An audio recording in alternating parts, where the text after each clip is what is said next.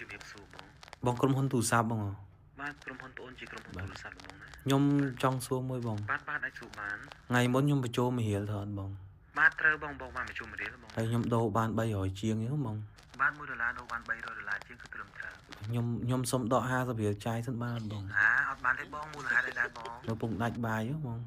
អត់បានទេណាបងណាលុយ$300ជាងនេះគឺជា300ជាប់ទេបងណាលុយបងពិតប្រាកដគឺតែ$1ទេណាបង អញ្ចឹង$300ជាងដូរបានហ្នឹងអាហ្នឹង$300ជាប់អញ្ចឹង បាទ$300ជាប់ទេបងពួកយើងដាក់ដើម្បីតាក់ទាញអតិថិជនណាបង ចុះបើអញធ្វើអញ្ចឹងដែរมัน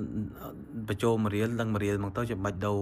ឲ្យដូរ$300ជាងដែរបើ$300ជាងហ្នឹង$300ជាប់ហ្នឹង បើយើងអត់ធ្វើអញ្ចឹងគឺដើរអត់តាន់ទីផ្សារទេណាបងណាបើតែធ្វើអញ្ចឹងមិនត្រឹមត្រូវ ឥឡូវ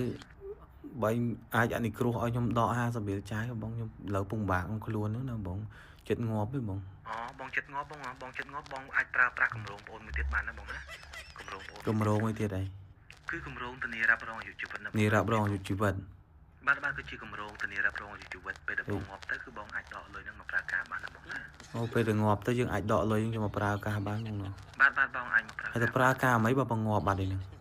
បងងាប់ក៏ប៉ុន្តែឲ្យបងប្អូនដកមកចាយបានណា បងប្អូនចាយ បាទដកមកចាយឬក៏មកធ្វើបន់ សំខាន់ខ្ញុំអត់ដឹងថាខ្ញុំនឹងងាប់ថ្ងៃណាផងហ្នឹង